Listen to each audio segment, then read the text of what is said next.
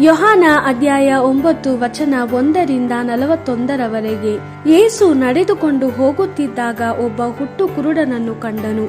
ಯೇಸುವಿನ ಶಿಷ್ಯರು ಆತನಿಗೆ, ಗುರುವೇ, ಈ ಮನುಷ್ಯನು ಹುಟ್ಟು ಕುರುಡನಾಗಲು ಯಾರ ಪಾಪ ಕಾರಣ? ಅವನ ಸ್ವಂತ ಪಾಪವೇ ಅಥವಾ ಅವನ ತಂದೆ ತಾಯಿಗಳ ಪಾಪವೇ ಎಂದು ಕೇಳಿದರು. ಯೇಸು, ಅವನ ಪಾಪವಾಗಲಿ ಅವನ ತಂದೆ ತಾಯಿಗಳ ಪಾಪವಾಗಲಿ ಇದಕ್ಕೆ ಕಾರಣವಲ್ಲ. ದೇವರ ಕಾರ್ಯವು ಅವನಲ್ಲಿ ತೋರಿಬಲ್ಲದೆಂದು ಹೀಗಾಗಿದ್ದಾನೆ. ನನ್ನನ್ನು ಕಳುಹಿಸಿದಾತನ ಕಾರ್ಯವನ್ನು ಹಗಲಿರುವಾಗಲೇ ನಾವು ಮಾಡಬೇಕು. ರಾತ್ರಿ ಬರುತ್ತದೆ, ಆಗ ಯಾವನು ಕೆಲಸ ಮಾಡಲಾರನು. ನಾನು ಈ ಲೋಕದಲ್ಲಿರುವಾಗ ನಾನೇ ಈ ಲೋಕಕ್ಕೆ ಬೆಳಕಾಗಿದ್ದೇನೆ ಎಂದು ಹೇಳಿದನು. ಯೇಸು ಈ ಮಾತನ್ನು ಹೇಳಿದ ಮೇಲೆ ನೆಲದ ಮೇಲೆ ಉಗುಳಿ ಅದರಿಂದ ಕೆಸರನ್ನು ಮಾಡಿಕೊಂಡು ಆ ಮನುಷ್ಯನ ಕಣ್ಣುಗಳಿಗೆ ಹಚ್ಚಿದನು. ಯೇಸು ಆ ಮನುಷ್ಯನಿಗೆ, ಹೋಗಿ ಸಿಲೋವ ಕೊಳದಲ್ಲಿ ತೊಳೆದುಕೋ ಎಂದು ಹೇಳಿದನು. ಸಿಲೋವ ಅಂದರೆ ಕಳುಹಿಸಲ್ಪಟ್ಟವನು. ಅಂತೆಯೇ ಅವನು ಹೋಗಿ ತೊಳೆದುಕೊಂಡನು. ಆ ಕೂಡಲೇ ಅವನಿಗೆ ದೃಷ್ಟಿ ಬಂದಿತು. ಈ ಮನುಷ್ಯನು ಮೊದಲು ಭಿಕ್ಷೆ ಬೇಡುತ್ತಿದ್ದದನ್ನು ನೋಡಿದ್ದ ಕೆಲವರು ಮತ್ತು ಅವನ ನೆರೆಯವರು ನೋಡಿ, ಯಾವಾಗಲೂ ಭಿಕ್ಷೆ ಬೇಡುತ್ತಾ ಕುಳಿತುಕೊಂಡಿದ್ದವನು ಇವನೇ ಅಲ್ಲವೇ ಎಂದು ವಿಚಾರಿಸಿದರು. ಕೆಲವು ಜನರು ಹೌದು, ಅವನೇ ಎಂದು ಹೇಳಿದರು. ಇನ್ನು ಕೆಲವರು ಇಲ್ಲ, ಇವನು ಆ ಮನುಷ್ಯನಲ್ಲ, ಇವನು ಅವನಂತಿದ್ದಾನಷ್ಟೇ ಎಂದು ಹೇಳಿದರು. ಅದಕ್ಕೆ ಆ ಮನುಷ್ಯನು, ನಾನೇ ಅವನು ಎಂದು ಹೇಳಿದನು. ಜನರು, ನೀನು ದೃಷ್ಟಿಯನ್ನು ಹೇಗೆ ಪಡೆದುಕೊಂಡೆ ಎಂದು ಕೇಳಿದರು. ಆ ಮನುಷ್ಯನು, ಯೇಸು ಎಂಬುವನು ಸ್ವಲ್ಪ ಕೆಸರನ್ನು ಮಾಡಿ ನನ್ನ ಕಣ್ಣುಗಳಿಗೆ ಹಚ್ಚಿ ಸಿಲೋವ ಕೊಳಕ್ಕೆ ಹೋಗಿ ತೊಳೆದುಕೊಳ್ಳಲು ಹೇಳಿದನು. ಅಂತೆಯೇ ನಾನು ತೊಳೆದುಕೊಂಡೆನು. ಈಗ ನನಗೆ ಕಣ್ಣು ಕಾಣಿಸುತ್ತಿದೆ ಎಂದು ಉತ್ತರ ಕೊಟ್ಟನು. ಜನರು ಆ ಮನುಷ್ಯನಿಗೆ, ಆ ವ್ಯಕ್ತಿ ಎಲ್ಲಿದ್ದಾನೆ ಎಂದು ಕೇಳಿದರು. ಆ ಮನುಷ್ಯನು, ನನಗೆ ಗೊತ್ತಿಲ್ಲ ಎಂದು ಉತ್ತರ ಕೊಟ್ಟನು. ಬಳಿಕ ಜನರು ಆ ಮನುಷ್ಯನನ್ನು ಫರಿಸಾಯರ ಬಳಿಗೆ ಕರೆದು ತಂದರು. ಮೊದಲು ಕುರುಡನಾಗಿದ್ದವನು ಅವನೇ. ಯೇಸು ಕೆಸರು ಮಾಡಿ ಅವನ ಕಣ್ಣುಗಳನ್ನು ಗುಣಪಡಿಸಿದನು. ಯೇಸು ಈ ಕಾರ್ಯವನ್ನು ಮಾಡಿದ್ದು ಸಬ್ಬತ್ ದಿನದಲ್ಲಿ.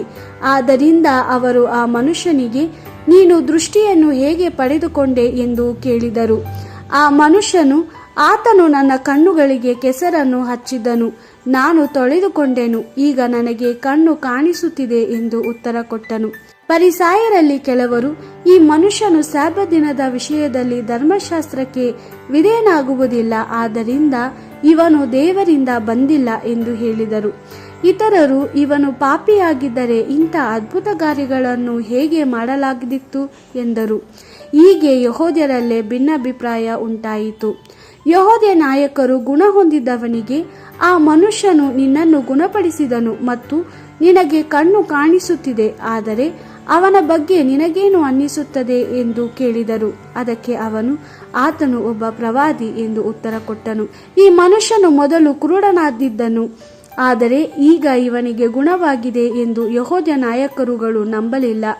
ಆದ್ದರಿಂದ ಅವರು ಅವನ ತಂದೆ ತಾಯಿಗಳನ್ನು ಕರೆಯಿಸಿದರು. ಅವರು ಅವನ ತಂದೆ ತಾಯಿಗಳಿಗೆ, ಇವನು ನಿಮ್ಮ ಮಗನು, ಇವನು ಹುಟ್ಟು ಕುರುಡನೆಂದು ನೀವು ಹೇಳುತ್ತೀರಿ, ಹಾಗಾದರೆ ಇವನಿಗೆ ಈಗ ಹೇಗೆ ಕಣ್ಣು ಕಾಣಿಸುತ್ತದೆ ಎಂದು ಕೇಳಿದರು. ತಂದೆ ತಾಯಿಗಳು, ಇವನು ನಮ್ಮ ಮಗನೆಂದು ನಮಗೆ ಗೊತ್ತು, ಇವನು ಹುಟ್ಟು ಕುರುಡನೆಂಬುದು ನಮಗೆ ಗೊತ್ತು, ಆದರೆ ಈಗ ಅವನಿಗೆ ಹೇಗೆ ಕಣ್ಣು ಕಾಣಿಸುತ್ತಿದೆಯೋ ಯಾರು ಗುಣಪಡಿಸಿದರೋ ನಮಗೆ ತಿಳಿಯದು. ಅವನನ್ನೇ ಕೇಳಿ, ಇವನು ತನ್ನ ವಿಷಯವಾಗಿ ಹೇಳುವಷ್ಟು ಪ್ರಾಯಸ್ಥನಾಗಿದ್ದಾನೆ ಎಂದು ಉತ್ತರ ಕೊಟ್ಟರು. ಅವನ ತಂದೆ ತಾಯಿಗಳು ಯೆಹೂದ್ಯ ನಾಯಕರಿಗೆ ಹೆದರಿಕೊಂಡಿದ್ದರಿಂದ ಹಾಗೆ ಹೇಳಿದರು. ಯೇಸುವನ್ನು ಕ್ರಿಸ್ತನೆಂದು ಹೇಳುವ ಯಾರನ್ನೇ ಆಗಲಿ ಸಭಾಮಂದಿರದಿಂದ ಬಹಿಷ್ಕರಿಸುವುದಾಗಿ ಯೆಹೂದ್ಯ ನಾಯಕರುಗಳು ಪ್ರಕಟಿಸಿದರು. ಆದ ಕಾರಣವೇ ಅವನ ತಂದೆ ತಾಯಿಗಳು, ಅವನು ಪ್ರಾಯಸ್ಥನಾಗಿದ್ದಾನೆ, ಅವನನ್ನೇ ಕೇಳಿ ಎಂದು ಹೇಳಿದರು.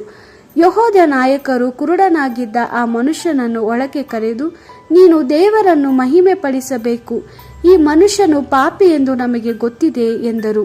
ಆ ಮನುಷ್ಯನು, ಅವನು ಪಾಪಿಯೋ ಅಲ್ಲವೋ ನನಗೆ ಗೊತ್ತಿಲ್ಲ, ಆದರೆ ನಾನು ಕುರುಡನಾಗಿದ್ದೆನು, ಈಗ ನನಗೆ ದೃಷ್ಟಿ ಬಂದಿದೆ ಎಂಬುದಂತೂ ನನಗೆ ಗೊತ್ತಿದೆ ಎಂದು ಉತ್ತರ ಕೊಟ್ಟನು. ಯೆಹೂದ್ಯ ನಾಯಕರು, ಅವನು ನಿನಗೇನು ಮಾಡಿದನು? ಅವನು ನಿನ್ನ ಕಣ್ಣುಗಳನ್ನು ಹೇಗೆ ಗುಣಪಡಿಸಿದನು ಎಂದು ಕೇಳಿದರು. ಆ ಮನುಷ್ಯನು, ಆಗಲೇ ನಿಮಗೆ ಅದನ್ನು ತಿಳಿಸಿದ್ದೇನೆ, ಆದರೆ ನೀವು ನನಗೆ ಕಿವಿಗೊಡಲಿಲ್ಲ. ಹೀಗೆ ಅದನ್ನು ಮತ್ತೆ ಏಕೆ ಕೇಳಬೇಕೆಂದಿದ್ದೀರಿ? ನೀವು ಸಹ ಆತನ ಹಿಂಬಾಲಕರಾಗಬೇಕೆಂದಿದ್ದೀರೋ ಎಂದು ಉತ್ತರ ಕೊಟ್ಟನು. ಯೆಹೂದ ನಾಯಕರು ಕೋಪಗೊಂಡು ಆ ಮನುಷ್ಯನನ್ನು ಅಪಹಾಸ್ಯ ಮಾಡಿ, ನೀನು ಅವನ ಹಿಂಬಾಲಕನಾಗಿರುವೆ, ನಾವು ಮೋಶೆಯ ಹಿಂಬಾಲಕರಾಗಿದ್ದೇವೆ. ದೇವರು ಮೋಶೆಯೊಂದಿಗೆ ಮಾತಾಡಿದಾನೆಂಬುದು ನಾವು ಬಲ್ಲೆವು, ಆದರೆ ಆ ಮನುಷ್ಯನು ಎಲ್ಲಿಂದ ಬಂದನೆಂಬುದು ಸಹ ನಮಗೆ ಗೊತ್ತಿಲ್ಲ ಎಂದು ಹೇಳಿದರು. ಆ ಮನುಷ್ಯನು, ಇದು ಬಹು ಆಶ್ಚರ್ಯಕರವಾದ ಸಂಗತಿ. ಯೇಸು ಎಲ್ಲಿಂದ ಬಂದನೆಂಬುದು ನಿಮಗೆ ಗೊತ್ತಿಲ್ಲ, ಆದರೆ ಆತನು ನನ್ನ ಕಣ್ಣುಗಳನ್ನು ಗುಣಪಡಿಸಿದನು. ದೇವರು ಪಾಪಿಗಳಿಗೆ ಕಿವಿಗೊಡುವುದಿಲ್ಲವೆಂಬುದು ನಮ್ಮೆಲ್ಲರಿಗೂ ಗೊತ್ತಿದೆ, ಆದರೆ ದೇವರು ತನ್ನನ್ನು ಆರಾಧಿಸುವವನಿಗೂ ಮತ್ತು ತನಗೆ ವಿಧೇಯನಾಗುವವನಿಗೂ ಕಿವಿಗೊಡುತ್ತಾನೆ. ಹುಟ್ಟು ಕುರುಡನೊಬ್ಬನನ್ನು ಯಾರಾದರೂ ಎಂದಾದರೂ ಗುಣಪಡಿಸಿರುವುದು ಇದು ಮೊದಲನೇ ಸಲ. ಆ ಮನುಷ್ಯನು ದೇವರಿಂದಲೇ ಬಂದಿರಬೇಕು. ಆತನು ದೇವರಿಂದ ಬಂದಿಲ್ಲದಿದ್ದರೆ ಇಂಥ ಕಾರ್ಯಗಳನ್ನು ಮಾಡಲಾಗುತ್ತಿರಲಿಲ್ಲ ಎಂದು ಉತ್ತರ ಕೊಟ್ಟನು. ಯೆಹೂದ ನಾಯಕರು, ಪಾಪದಲ್ಲೇ ಹುಟ್ಟಿ ಬೆಳೆದವನು ನೀನು, ನಮಗೆ ಉಪದೇಶ ಮಾಡುವಿಯೋ ಎಂದು ಉತ್ತರ ಕೊಟ್ಟರು. ಅಲ್ಲದೆ ಅವರು ಅವನನ್ನು ಬಲವಂತವಾಗಿ ಹೊರಗಟ್ಟಿದರು. ಯೆಹೂದ ನಾಯಕರು ಆ ಮನುಷ್ಯನನ್ನು ಹೊರಗಟ್ಟಿದ್ದು ಯೇಸುವಿಗೆ ತಿಳಿಯಿತು. ಯೇಸು ಆ ಮನುಷ್ಯನನ್ನು ಕಂಡು, ನೀನು ಮನುಷ್ಯಕುಮಾರನಲ್ಲಿ ನಂಬಿಕೆ ಇಡುವೆಯಾ ಎಂದು ಕೇಳಿದನು. ಆ ಮನುಷ್ಯನು, ಸ್ವಾಮಿ, ಆ ಮನುಷ್ಯಕುಮಾರನು ಯಾರು? ನನಗೆ ತಿಳಿಸು, ನಾನು ಆತನಲ್ಲಿ ನಂಬಿಕೆ ಇಡುತ್ತೇನೆ ಎಂದು ಹೇಳಿದನು. ಯೇಸು, ನೀನು ಆತನನ್ನು ಈಗಾಗಲೇ ನೋಡಿರುವೆ, ಈಗ ನಿನ್ನೊಂದಿಗೆ ಮಾತಾಡುತ್ತಿರುವ ಆತನೇ ಮನುಷ್ಯಕುಮಾರನು ಎಂದು ಹೇಳಿದನು. ಆ ಮನುಷ್ಯನು, ಹೌದು ಪ್ರಭುವೇ, ನಾನು ನಂಬುತ್ತೇನೆ ಎಂದು ಉತ್ತರ ಕೊಟ್ಟನು. ಬಳಿಕ ಅವನು ಯೇಸುವಿಗೆ ಅಡ್ಡಬಿದ್ದು ಆರಾಧಿಸಿದನು. ಯೇಸು, ಈ ಲೋಕಕ್ಕೆ ತೀರ್ಪಾಗಲೆಂದು ನಾನು ಈ ಲೋಕಕ್ಕೆ ಬಂದೆನು, ಕುರುಡರು ಕಾಣುವಂತಾಗಲೆಂದು, ಕಣ್ಣುಳ್ಳವರು ಕುರುಡರಾಗಲೆಂದು ನಾನು ಬಂದೆನು ಎಂದು ಹೇಳಿದನು. ಅಲ್ಲಿದ್ದ ಫರಿಸಾಯರು ಇದನ್ನು ಕೇಳಿ, ಏನು, ನಮ್ಮನ್ನು ಸಹ ಕುರುಡರೆಂದು ಹೇಳುತ್ತಿರುವೆಯಾ ಎಂದು ಪ್ರಶ್ನಿಸಿದರು. ಯೇಸು, ನೀವು ನಿಜವಾಗಿಯೂ ಕುರುಡರಾಗಿದ್ದರೆ ಪಾಪವೆಂಬ ಅಪರಾಧಕ್ಕೆ ಗುರಿಯಾಗುತ್ತಿರಲಿಲ್ಲ, ಆದರೆ ನೀವು ನಮಗೆ ಕಣ್ಣು ಕಾಣುತ್ತದೆ ಎಂದು ಹೇಳುತ್ತೀರಿ, ಆದ್ದರಿಂದ ನೀವು ಪಾಪಿಗಳೇ ಆಗಿದ್ದೀರಿ ಎಂದು ಹೇಳಿದನು. ದೇವರ ವಾಕ್ಯವಿದು. ದೇವರಿಗೆ ಕೃತಜ್ಞತೆ ಸಲ್ಲಲಿ.